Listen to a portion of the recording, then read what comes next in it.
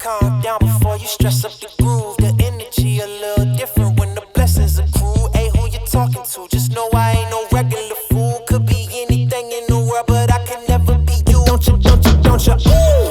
I ain't surprised at all. Seen them rise and fall. Went up the mountain, it wasn't hard to climb at all. At the top, I found some relief. I finally got some peace. Carry on, but please don't mess up the mood. Yeah.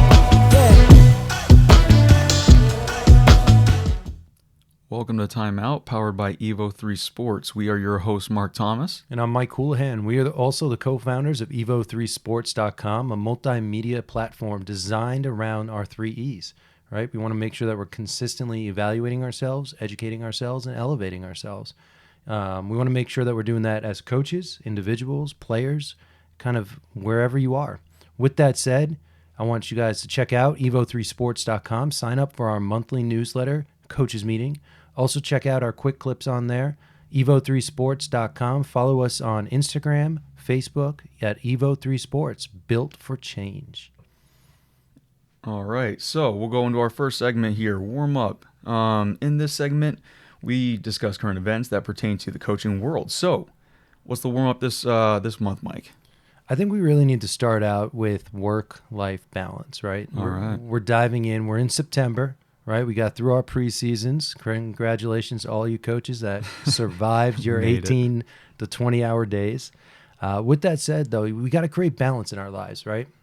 Is there any ways that you kind of look at it and say, you know what, this is how I'm going to build balance? And I mean, everyone's so different in the ways they do it. It's based on not only how much they have to work and the job and things of that nature, but your life at home. And anything come to mind to you?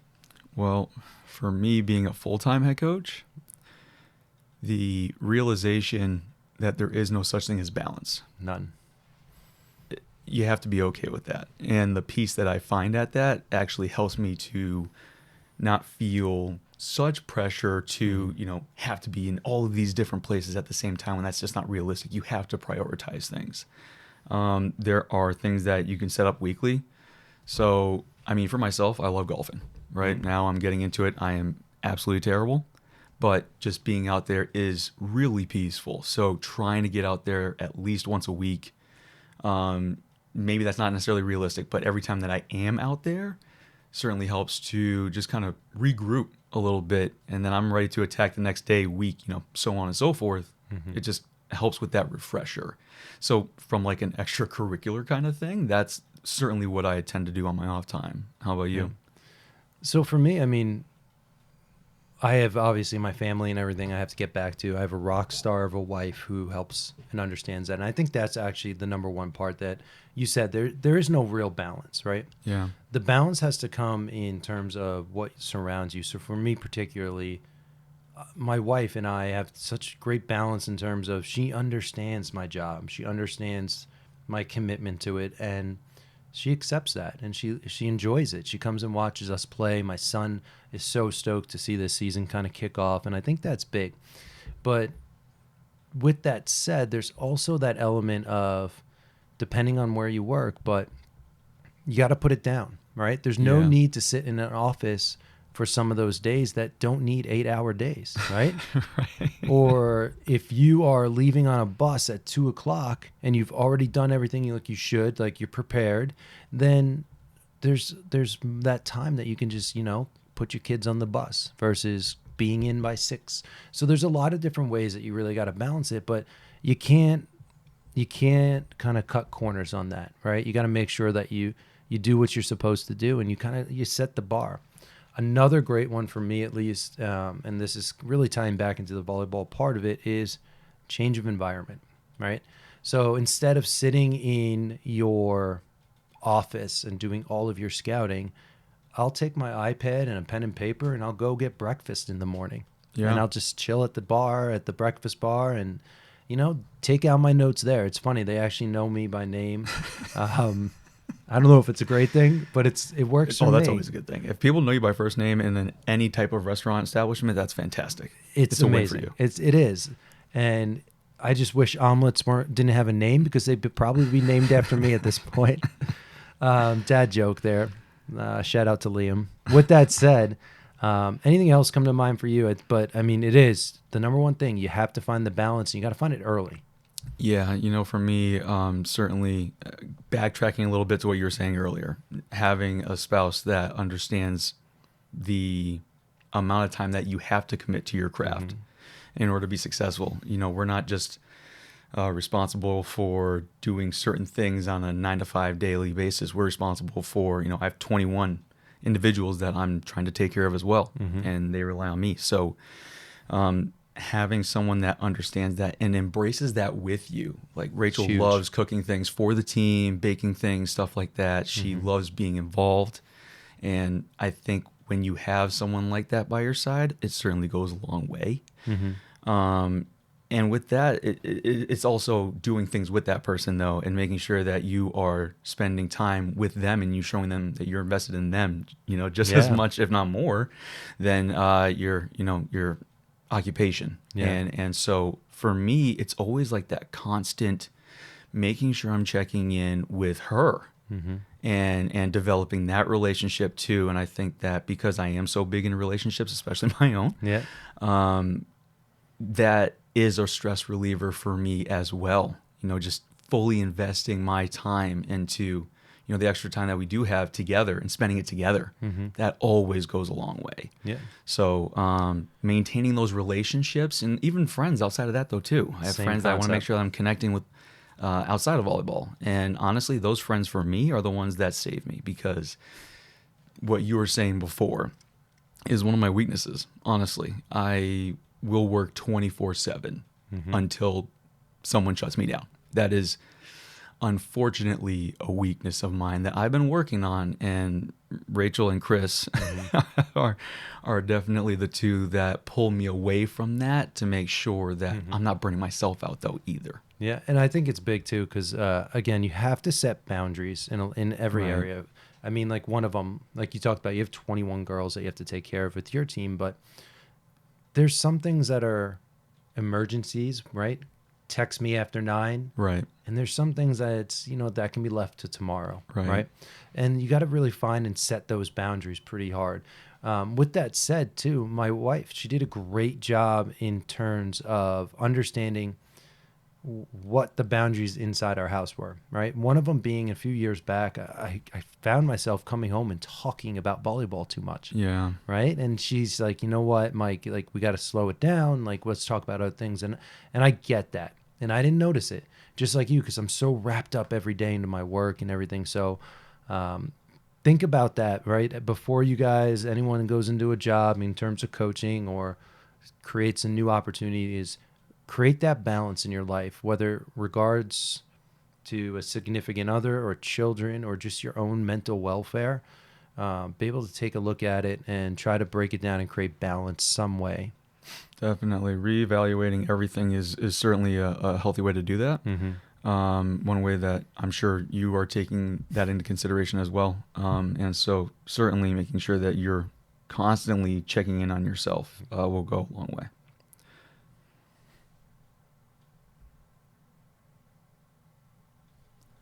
We want to reach as many people as possible and expand the Evo 3 community. Please like and subscribe to Timeout wherever you're watching or listening to this podcast.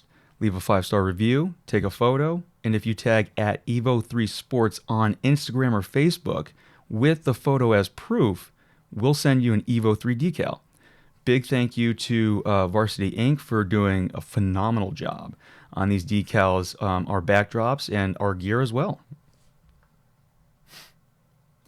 If you're a coach or club director that wants to add a team handbook for coaches and athletes in their program, check out Evo 3's new team handbooks. We've made stock handbooks and can actually make custom handbooks designed for up to 3 levels within a program, ranging from introductory and basic levels to elite programs. You can purchase these handbooks on our website, evo3sports.com. That's EVO, the number 3, sports.com. All right, let's shift gears a little bit. We're going to go into game film. As a coach, when you watch game film, you're looking to improve both yourself and your team. We named this segment Game Film as we discuss our systems and concepts with we've either used in the past or integrated within our future. Mark, what was that one kind of thing that you want to kind of talk about today? Yeah, definitely. So for me, in regards to our episode having an emphasis on passing and serve receive systems, I wanted to actually talk about different drills and games that you have for passing strategy. I think that's one of the more challenging places, aspects of the game where people are trying to find creative ways of trying to strengthen their passing and keep their team engaged. So do you have any in mind?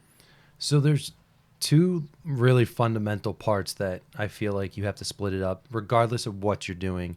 The first part, fundamentals, right? You have to isolate parts of the game. You have to isolate it, and can't do that through competition, right? You can't do it. Like, you really got to isolate. So what we do is we're fortunate enough we have an air cannon that will drive balls to people's left platform or their right side, whatever it might be, and we want to keep focusing on those little tiny points. So that's big. So again, you have to find ways to isolate the fundamentals, and then you have to take them and carry them over into the competitive side of it. And I feel like a lot of people do. They do the triangles. They make sure that they're working on the three people where they're working on their platforms, they're working on their fundamentals, but you have to unload on it into a actual competition. Yeah. So you have to give your servers the freedom to not feel the pressure of if I miss a serve, right? Yeah. So we take that element out of it, right? We don't do missed points when we're really, because that's the only way they'll ramp up their serves and go for it, correct. Or try to get something to drop really short or try to get something to really float. So by allowing them the freedom to miss serves and be okay with it because our emphasis is on passing, that's important. Yeah. All right. Anything else come up for you? So, yeah. So you kind of broke it down into an individual way, and then how it carries into a competitive game, right? Yeah. So, for me, triangle passing, yes, you already touched upon it. I think that it goes beyond just doing it in practice, though. Using that as a warm up goes a long way. If that's something that you can incorporate with your team every day, where that's they're getting accustomed to. For us, it's passing outside of our body as much as we can and being comfortable with that. Yep. And creating angles with our shoulders. So for me, more often than not, we're trying to do some sort of triad passing pretty often before practice even starts. From a competitive game, one of the games that I actually enjoy that a friend of mine, Chris Matsui, introduced at Mason was 3 before 2. Okay. So what you're trying to do is you're trying to get 3 perfect passes before you get 2 aces. So it creates a game-like scenario for both sides. It gives a little bit of leeway for the serving side to really go after, because there's really no error for them. And they're trying to get aces. That's what they're striving for. And then obviously from that perspective, we're getting much more challenging serves. So that group trying to pass those, the easier part should be for the passers. So yeah, passers, there is more pressure to get 3 perfect passes before they ace you. There's 3 of you. There's one of them serving. Yeah. So from that perspective, I think that it creates a very realistic game-like scenario. I will also say it also brings out some pretty intense emotions from Which from is what athletes. you love. Absolutely, you want Love them it. to do that. But I will certainly say they will fight you about what is a Everything. perfect pass for every single serve. So just be prepared for that if you're using that drill. So for us, we create competition a little bit differently. So my number one worst drill that I hate and everybody else loves in terms of players is Queen of the Court. Okay. I hate it. I don't think it really works very well. But with that said, so what we created is a variant in terms of it, and it's not something that I completely made up. I found it somewhere, and we just kind of made our little shifts and stuff in it. But the way it works is 4v4. So you have one team that would be serving to start. The purpose is you don't get punished for your serve, but what happens is your goal is to get 3 serves in a row, right? Okay. So by doing that, you have to win 3 points. So 3 points in a row, and then you rotate to the next player. And every player, so there's 4 on the court, you have to get 12 total.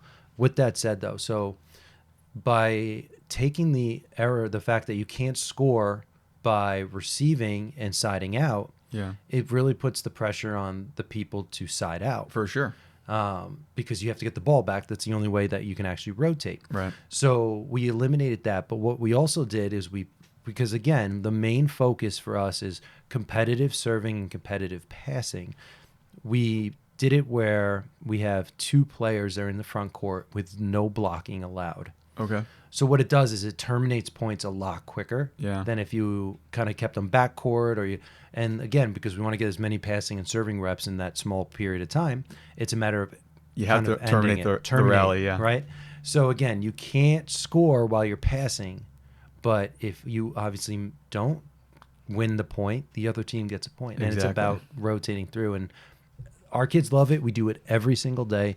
We talk about, we have 2 segments. We do a slower fundamental passing that we're working on small ball things, and we compete every day in this same drill. And it's that one drill that kids can't wait to see it on the whiteboard and say, all right, it's now, here we go. Yeah, they're fired up for it. Fired up. For sure, for sure. Now, I mean, for me, another thing that I definitely emphasize when it comes to drills for passing is shifts or cross patterns, essentially, because one of the biggest struggles in serve receive is always going to be passing in seams.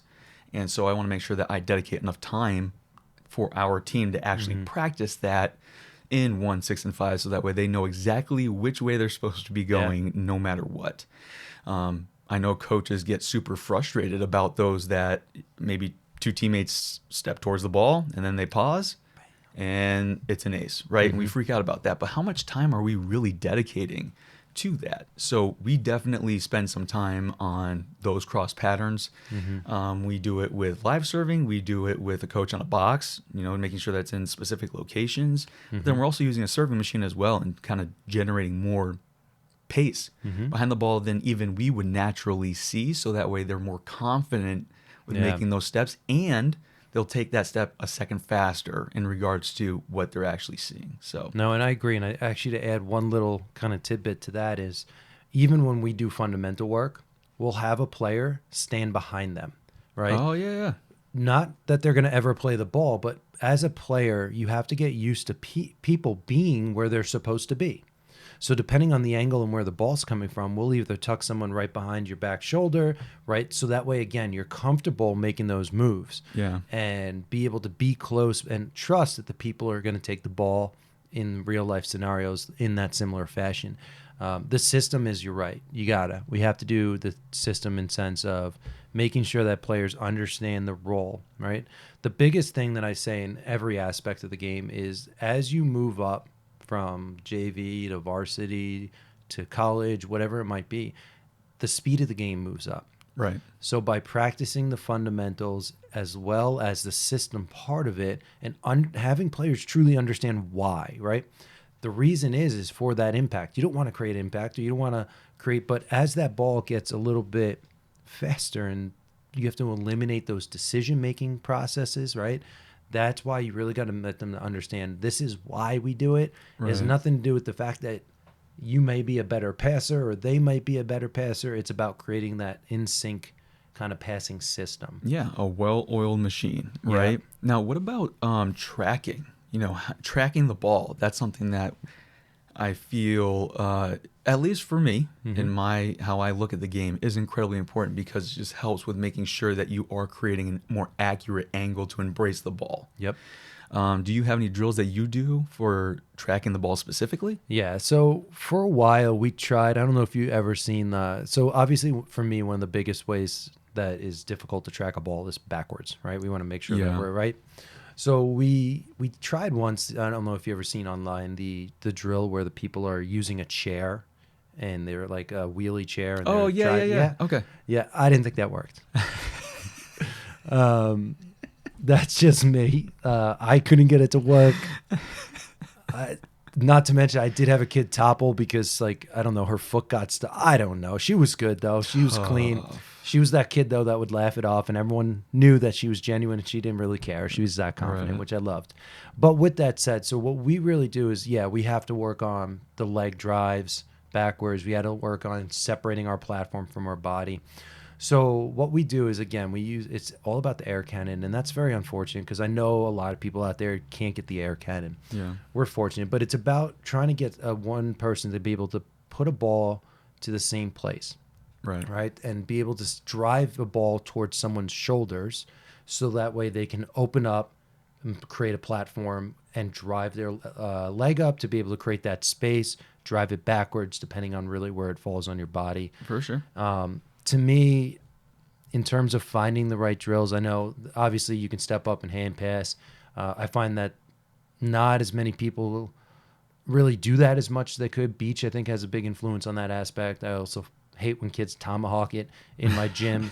But really honestly, for me to solve that problem specifically, I really drive into just very controlled scenarios and making players practice at opening up to the ball and making sure that they're drop stepping with the ball in vision in that sense. But anything stand out to you? Well, actually, to add on to that drill that you were talking about, so yes, I do the exact same thing in regards to it has to start with a more controlled type of drill. And I feel that it really starts with making the move as slow as possible just to make sure that we're actually accurately reading things, because that's half the battle. So for us, there's this drill, stepping off the line. You're talking about stepping backwards. Well, if I reverse that and we're talking about stepping forward, what that does is it creates a visual for the player and for the coach to see, are you making the first step in the right direction? Are you actually tracking the ball in the right line? Because I can't tell you how many times I've seen someone take a, what we would call a false step or in the wrong direction first, and they don't even know how to track shoulders, right? Yeah. So this drill, you are emphasizing from the throwing perspective what direction you're throwing towards, and then the player is going to step towards that ball and cut it off, because if you are actually getting the ball on your platform, you shouldn't be crossing your legs in the opposite direction, right? You should be balanced, and it should be almost like a stride. Yeah.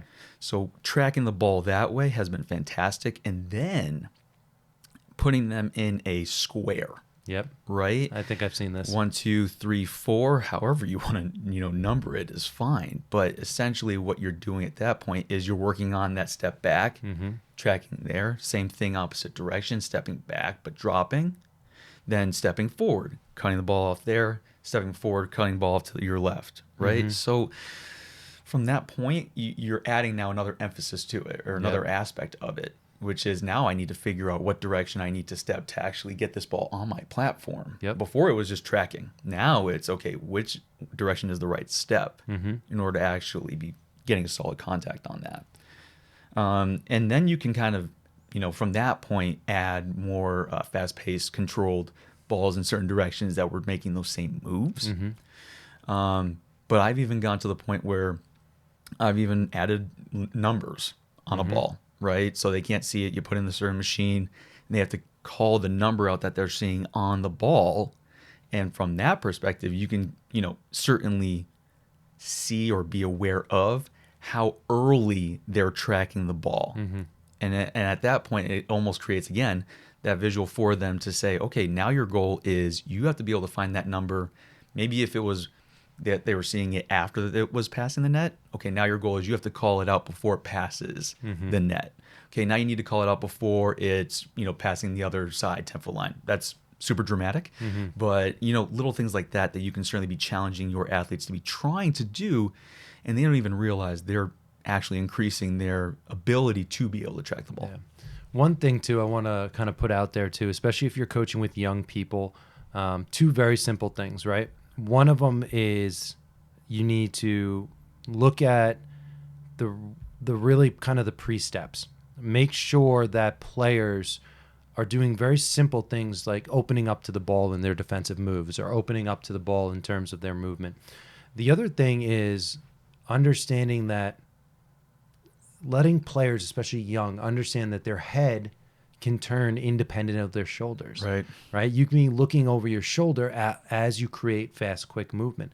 The earlier that you can kind of really get people to open up and look and move their head, and trust me, look on film. It's not happening all the time. Right. The more opportunity they have to read. The second part is make sure that you guys, I mean, there's some really simple things, iPhones. I think we've mentioned it before, but video delay systems, right? Video delay systems will be so useful in this scenario. So that way, after, right, they make that call or they make the read or whatever it might be, they can see and track a ball through the video and say, all right, what did I see differently? And make those really small adjustments to make it or more of a bigger impact. So It's immediate visual feedback. I agree. It's exactly what you'd want. It's the fastest way to be able to make changes in someone's game. Yeah. Do you have a product or business that benefits athletes or coaches? Maybe upcoming camps, tryouts, or tournaments you want to spread the word about? Advertise them here on Timeout. Evo3 Sports is offering sponsorships and advertising opportunities on our podcast. If you want to expand your business reach, email volleyball@evo3sports.com to discuss Timeout marketing options. Again, that's volleyball@evo3sports.com. Email us today and boost your presence in the athletic communities. All right, we're moving on to the next segment, Talking Shop. Mark, what do we have going on today? All right, so as we know at Talking Shop, this is our guest interview, or at times even a live discussion segment, depending upon the podcast. And this month, we're talking shop with a good friend of mine, Efrain Negron, who is heading into his third season as an assistant coach at Georgia Southern University, and was previously a 3-time All-Conference Carolina selection as a libero at Lees McRae College. So, welcome to the show. How are you? Man, thank you for having me. I'm doing well. Grinding through camp season in the summer, but enjoying it all along. Absolutely. We all know the grind. We just talked about it earlier. You got to get some time, though. Separate a little bit.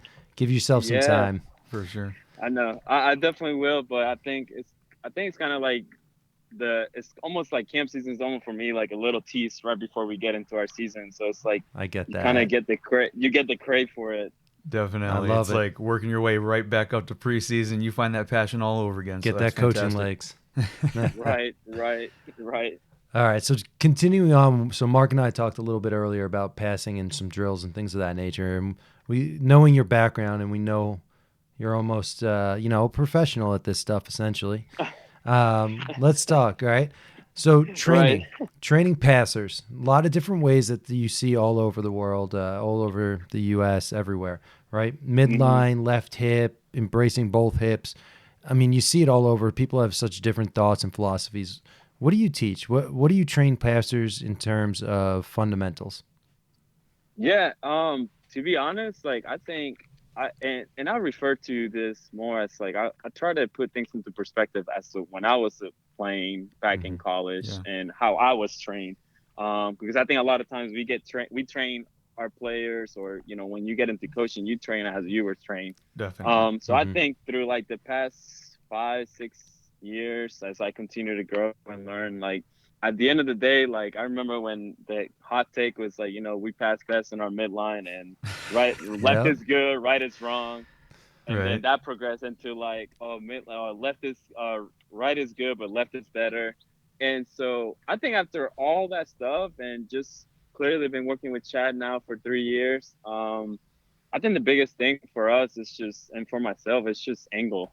Can you get that platform, early enough to where you know where the ball is going pretty much, as soon as it comes off. So I think for me, like my biggest philosophy is I don't like, if you can pass it in your midline, awesome. If you can pass it in your left, great. And if you can pass it in your right, even awesome. Like we don't really be like, oh, you can only pass midline, or you can only pass right, or you can only pass left. Like no, like at the end of the day, we just want a really good early angle and let that angle take care of itself. Like we know the ball knows angles. Like at the end of the day, that's what we tell our players. That's what we tell, campers when they come here. It's like, listen, like the ball knows angles. We're not going to make this any more complex than what it is.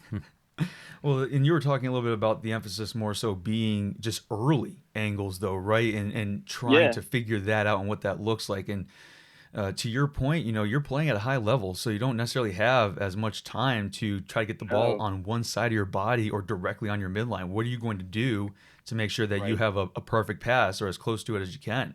So, Right. what are some things for you that you really try to emphasize when focusing on trying to create the early part of that Right. angle?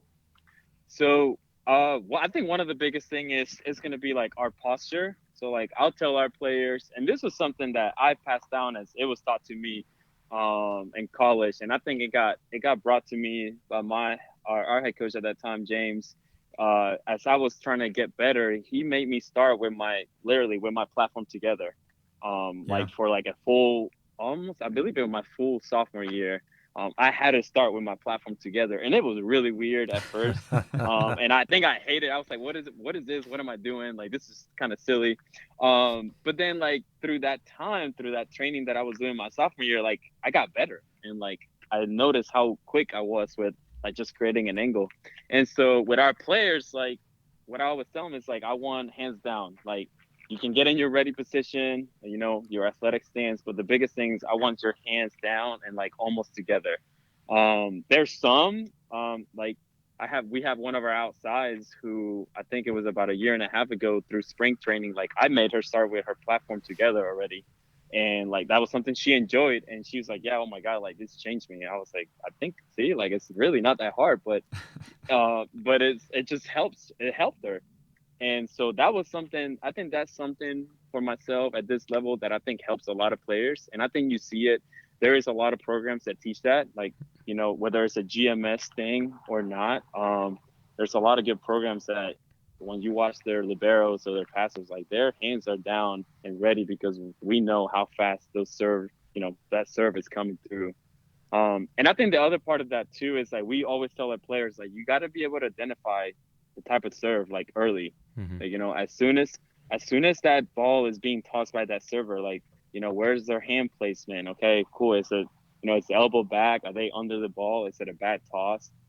So we try to tell our players just like you got to look for those things, and then we already know how fast it's coming, but we also when that ball is up in the air and it's already been contacted, like at that time, you only get like a split of a second to make a decision whether that ball's going Right. deep, Mhm. short, if it's dying, to identify those type of things. So we just try to emphasize that, and we stay on them about it every single day. Like this is not a once a week. Like we work on passing literally every single day. Um, and so we just continue to try to get better. But I would say, like in regards to like the early platform, I generally just try to get our players to start with their hands almost together, and then from there just move your feet, but try to create that angle before the ball crosses the net. Yeah. So, kind of bouncing off of that for some of our less experienced coaches that we're going to kind of talk to at this point, what are some of those benefits that you see in terms of getting your platform early? Is it purely for angle creation? Is it reading off the platform for setters? Is there anything particular that you really kind of really emphasize in your gym? Yeah, I actually think it's a little bit of both. Like I think if you are creating that early angle, okay, one, I think you're beating the ball to that spot, which is crucial, right? Mm-hmm. But then I also believe that component that you just mentioned, it goes back to the setters. Now the setters, can actually read your platform. And I know Taylor and Shad will teach like, our setters to like look for their platform. Like if you can see their angle a certain way, like you have an idea, at least you have a general idea where their ball might be going. So I think it kind of goes Definitely. hand in Mm-hmm. hand with the setter and the passer. But I think the earlier you have it and the earlier where that ball is going, like the easier it is for the passer and for the setter. And sometimes I'll tell our passer, listen, like you should know immediately after that ball contacts you, like where is it going, you know? Mm-hmm. Or yeah, like you'll hear me sometimes, in our gym, like just pass and hold that platform. And honestly, part of that is just so they know immediately after the ball contacted, like you should know if it's an overpass or that's going right to target. Yeah, I agree 100%. So I just wanted to get that clarified out there for people to understand some purposes behind it. But with that Yeah. said, like strategizing passing, right? What are some ways that you strategize your passing schemes, and how do you do anything particular? Do you set up any kind of patterns, things like that? Uh, that's kind of funny. I was thinking of this when I saw that question. I'm like, man, do we ever strategize passing? And like the only times I can think is if we're really looking for like a matchup in regards to like, in the Sun Belt, we had a few servers that, thankfully they're now going to play at a high level professional, but there was a few servers that can literally just get after it. And so we literally had to spin rotations, not based on blocking or who do we want it to hit against, but more like on the server. Yeah. Because they were just bombing serves. And like, if you got caught on a bad rotation and they just kept going after, if you have a bad passer in row one and she's on right back, and they just keep attacking there, like, we're like, okay, we need to put somebody, we either need to have our libero in the middle of the court so they can take away more of that space, or we need to switch something. But it rarely, to be honest with you, like we rarely try to scheme any passing. Like we just want our best passes out there. And if that's 3 of them, then that's 3 of them. If that's 2 of them, then that's 2 of them. Well, it's funny. I will say. Oh, I'm sorry. I was just going to say, it's really funny that you actually kind of touched upon if it's 3, it's 3. If it's 2, it's 2. A lot of coaches out there might be surprised at times at how often we will shift into a 2-person serve receive. And, for me, absolutely, maybe it is just getting our 2 best passers there. They need to be taking up more of the court. But the other side of that, though, is actually just maybe showing that server something different, right? Yeah, and just 100%. It's all strategic in how you kind of operate that way. And actually something that you touched upon earlier, trying to get your libero to be in the middle of the court. That's certainly something that, from a system perspective, I think that I'm always striving to try to make that happen as easily as possible. And for the most part, you can. It's just how are you going to manipulate your rotation to still be okay, right? Right. So no, definitely. And because we have run a 3-pin system, 3-middle system, Love which those. will allow some, like the outside hitter to move, certain patterns. It's more versatility. So we'll sit sometimes, if we feel like that's the offense we wanted to run, like we've sat in the office and drawn every rotation and be like, okay, like, yes, like this looks good because it has this passer with this passer for 4 rotations next to each other. So we do try to look for that pattern in regards to like, okay, who's passing next to each other? Like we know through all the data that we have back in our offices or through video, we know who can pass next to each other or who generally they don't work well together. And so it's stuff that we definitely look for. And I will also say like the 2-person passing, like it's also something that we'll train if we feel comfortable with, whether it's a DS and the libero. Well, usually it's always going to be your libero. But like I remember when I was at App State, my volunteer year, like we literally for all 6 rotations, I think minus when the right side came out because we added a DS in there. But for maybe like 4 or 5 rotations, like it was a 2-person passing because our libero and our outsides were that good. And so it allowed that. And with it's sometimes I think that was like my first year of Division 1. Like I was like, what is this? Like we can't do this. Like, they're gonna shank every single pass. But it worked. Like they were that good at with their angles. And now I have seen teams do that. And as as one of the serving coaches, like I'll be like, oh, I'm going straight after that hole that I see in zone 6. Like I don't care. And I but think that's part of like scouting as well. That's another loophole. Well, I think also that's full circle too for what you opened with, right? You got to pass outside your hips, right? Being able and be comfortable passing both sides of your body outside your hips are going to make things like two-man passing worth it and be able to make it doable essentially. Otherwise, if you're trying to midline things on everything, it's too much range you really got to cover. But another thing you mentioned, right? You talked about the idea that you can scout out your team's chemistry in terms of who passes well together.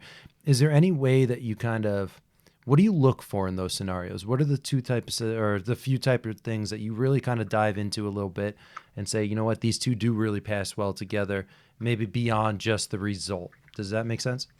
Yeah, no, it does. I think I don't want to say it's a feeling because we do we literally anytime there's a passing, whether it's a passing game or whether it's 6-on-6, like we'll stat all of that, and so it's all through dates and it's all through like drill. So we have an idea back to know, okay, like, yeah, like, okay, these numbers are good. Okay. And we'll try to go into them to say, okay, why are they good? And I think the other part is almost like the eye test. Like, Mm-hmm. I know we try not to get caught up too much in that, and that's why the data is so crucial. But it sometimes doesn't lie. Like, we're like, yeah, no, like, you two can just not pass. Where you just guys don't communicate. You guys are just silent. Like, no, this is not good. Yeah. And that's when that's when it just comes to conclusion. Okay, yeah, those two just that's gonna be a no You know, it's for been us. very interesting, and I stat passing every day as well. I'm a big believer in that. It holds them accountable, and for me, Yeah. it's one of the most important aspects of the game. So, if we can kind of create that pressure on a daily basis, they're going to be more comfortable and confident when they're actually applying that into a game like scenario. And Yeah. so, for us, it's always been interesting from the standpoint of, because we're mixing up players so much, the stats might not necessarily be accurate if you don't have those same passers next to each other. Now, of course, if you're Right. training with them next to each other all the time, then 100%, that's great. But to your point earlier, it's amazing to see sometimes there's just these passers that when they're together, their pass ratings go through the roof, right? They just work Mm-hmm. really well together. Or the complete Yep. opposite. You might have two great passers, but when they're next to each other, it might It be don't work. yeah, it might be Yeah. absolutely terrible, but you have to be able to look into those numbers and, like you said earlier, talk about why these numbers are the way they are, why they're so great, Mm-hmm. or why they are so bad. Some Yeah. coaches really get caught up in the numbers and they just live and die by it, right? And it's whatever Yeah. is on this sheet of paper. That is it. These are our three best passers. But there is so much more to the story sometimes. So if you're not scouting Mm-hmm. your own team and trying to figure out from a strategic perspective why they are being successful, I think that you're kind of shooting yourself in the foot there. Right. Right. And which is like, it's kind of what you say. A lot of people get stuck in the numbers, and we generally, like, we know that numbers are there for measurement, because we are huge believers of, like, what can be measured can be improved. And it's funny because, like, that's how it was for me when I was a player. It's like, listen, like, if you put up the numbers, like, you get to play, but Yeah. but it's also there just as a measurement for yourself. So, like, even though we stat everything in practice, like, we also put it out on the board every single day. So, like, Absolutely. our players see it. Like, if you had a rough day, like, listen, nobody's hiding from it. It's there for you to see it. But our biggest question is, like, all right, like, you had a bad day. Like, we all have those. So what are you gonna do about it tomorrow Yeah. or the next drill? Like, because I think it's just, that's one way to improve. Aside from all the work that you're gonna do in, like, individual training or whatnot. So, I think that's important. Now, when you're creating essentially your rotations and you're figuring out who's going to pass next to each other, what outside of the passing realm is it that you kind of take into that? For instance, like, there's some opportunities that you have different type of hitters hit different type of tempos, things of that nature. Do you take that into consideration as well when you're kind of setting up your passing scheme, setting up who you pass with each other, right? Does any of that kind of cross over in terms of your coaching meetings? Not really. That's actually pretty solid not to think about, but not really. Like, we generally, like, we just go with, like, listen, like, this is who's passing good, like, and we stick with it. And if we need to make a change, we make a change. But I think in the last 2 years at least, like, we've had pretty much the same group of passers, so not a whole lot has changed in regards to that. So we're pretty comfortable. And I don't want to say, like, we were the best passing team in the conference, because we weren't. Like, we've gone through our struggle as we continue to implement some of our stuff and continue to train our players, but not really in regards to the tempo and how that changes. Since it's been the same primary passers, like, the last two years. Okay. Yeah, I think that's something too that Mark and I have talked about in a lot of different aspects, not this one particularly, but it's what happens after the fact. Yeah. So, like, sometimes some years, like, we'll have a less offensive middle So with the less Yeah. offensive middle, it doesn't require as pinpoint kind of accuracy in terms of passing, right? We can run a little bit off the court, so like we can adjust our passers in those scenarios. So, and same thing, like how you line up your passers can create those lanes, obviously, to what they swing, in terms of pushing people all the way over, things of that nature. So, just kind of wanted to see what your thoughts were, but Yeah, I don't. I honestly like if you have people like that, and usually like we joke and laugh about it in the office, but like if you have an outside that it doesn't matter the tempo, like usually those kids, we're not gonna see those kids at our level. Yeah, right. If we're being honest, they're gonna be at the Texas and the Penn States and Nebraska of the world, and and Kentucky, like they're just that talented that no matter what type of pass, what type what type of system or tempo you pass for them, like they're still gonna be able to attack. Right, right. So, for when you're actually in a game, right, and you're going Yeah, through, and say that passing group who you have had for a while, like you said, what if there's not a connection there? What if you're struggling to pass? We talked about shifting to a two-person serve receive, but pulling people and making those shifts, it's kind of depending upon the athlete, can crush an athlete sometimes. yeah. So, do you have any, I guess, ways that you make sure that you stay connected with those athletes that are struggling and having a tough passing day, and still, helping them try to get out of that rut? Yeah, no, I think so. Like and I guess this is part of scouting, but also it's passing. Like we'll do the best we can to prepare them if we feel like we're facing, a group of servers or a team that it's just they came from the back, like from the end line, they can just bang. Like it doesn't matter who's back there. Like you got to be ready. So we'll do our best in the front end to just prepare them, like specifically in warm ups. Like when it's doing warm ups and I'm back there serving, like I'm literally telling them, hey, like I am, for example, like I am number 7, like, and this is a kid that, for their team, like this is a green light server. She just goes Right. back there and bomb. So I'll do our best in that aspect in the front end to prepare them. But if it's in the middle of the game and they're struggling, like we've pulled, I've been a part of programs where we pulled a libero and be like, yeah, Yeah. like we just had to make a business decision and this is what we went with.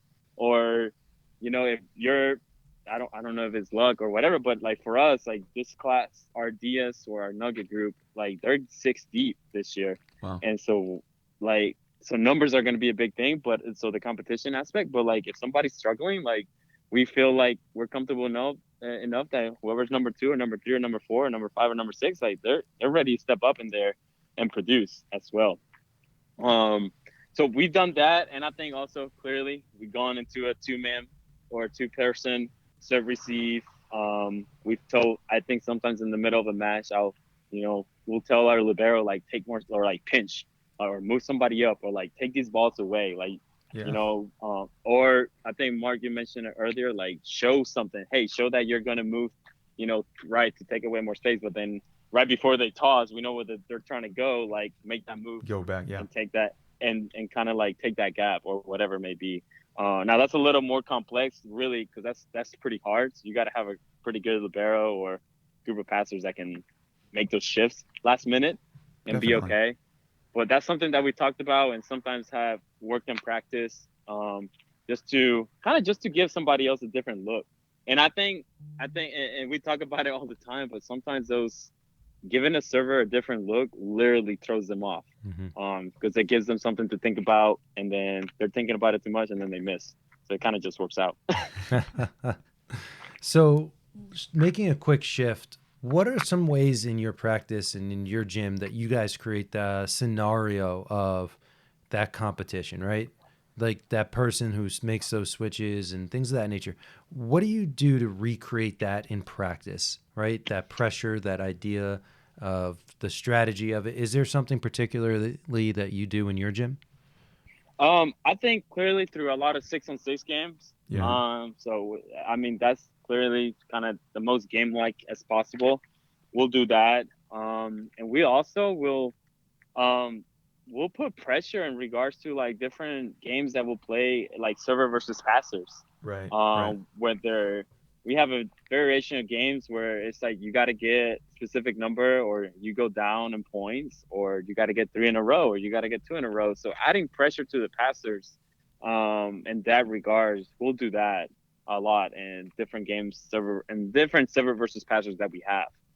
And I think honestly, just naturally, that will create some pressure on them, anyways.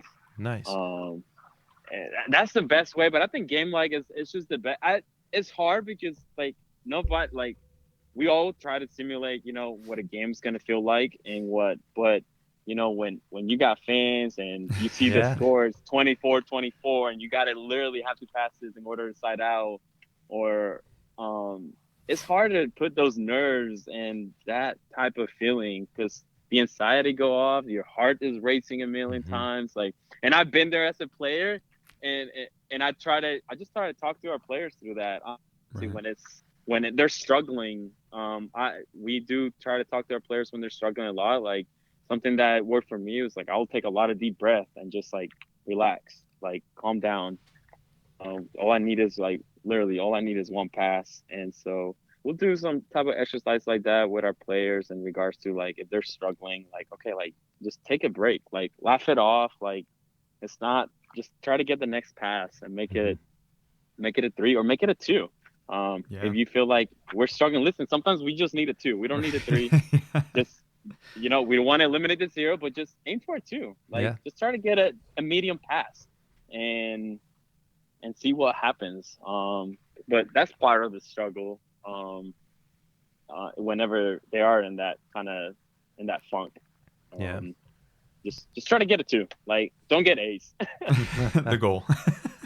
So last thing I want to you're coming out of camp season, right?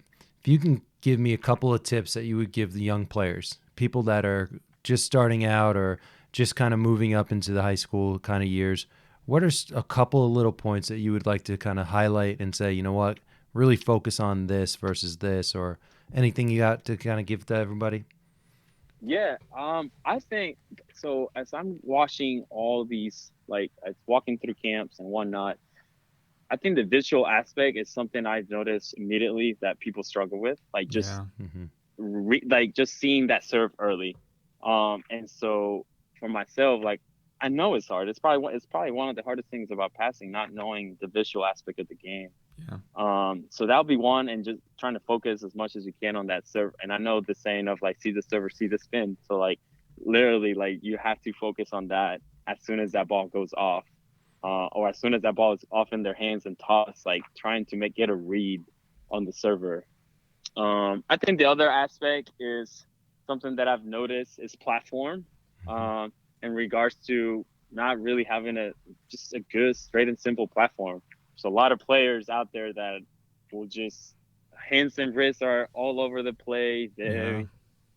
They'll swing a lot, so they don't keep things simple. So I think keeping things as simple as possible with your body, how you move. Like I will tell our players, just be quiet. Like, can you just be quiet with your movement? Like, don't be extra. Like, just keep it quiet. And then another aspect, but I think goes kind of with visual, is and we get on our players a lot, but it's like you got to be able to move. Like, you got to be able to move your feet. And so we tell on our players, like, fight with your feet. Like you literally have to shuffle. Like the ball's not always gonna come to you, so you got to learn how to like shuffle and push off the ground, and make those reads.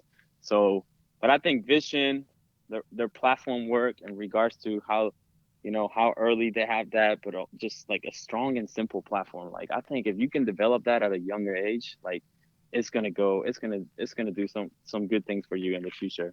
Definitely. And then like the fighting with your feet and shuffling, it's a hard concept, because I think it just takes a lot of practice, like reps. Like don't just do reps in practice. Like go have your parents serve at you. Like there's been plenty of times that I had my mom just serving balls at me like outside without no net. No, absolutely. 100%. You have to. Yeah. I mean, or even a parent that can't hit a ball per se, but at least throwing it to one side or the other, and you're working on that, right? Just, hey, I need you to throw it in this spot and just continue throwing it there. working on, building muscle memory. That's fantastic. And it's really funny that, to your points, had nothing to do with the platform, right? No. Just being able to track the ball earlier and then having great footwork is going to put you in such a better position to then maybe even have that extra split second to get your hands and wrists in the right location and stuff like that. So definitely, there's way more to it than just the platform itself. Absolutely. And I will say, last one, honestly, like, watch as much volleyball. Like, I remember in club, like, I was watching, like, professional players, and clearly I was watching the men's, which is a little bit different. But I think what I always end with at every single camp, or whether it's high school or at college ID or at team camps, like, just watch as much possible. Like, watch people, like, watch players, how they move.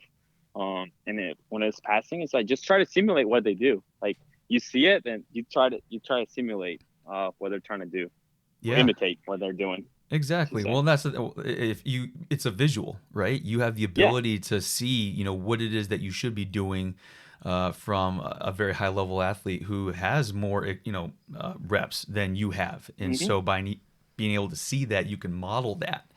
And the modeling method in volleyball has always been, in my opinion, one of the best ways of helping athletes improve at a faster rate. So 100%. I cannot more agree with that. Like I will never forget. Like, even now, like, to this age, like, if I see something, I'm like, okay, I'm going to try to do that. And let's see if it works for me. And if it doesn't, that's fine. I probably just haven't done it enough. But I think that was something that helped me in college, and then as I continue to, because I still play a little bit here and there, but just watching other people, like, that is I think it's one of the best ways to learn. No, this is awesome.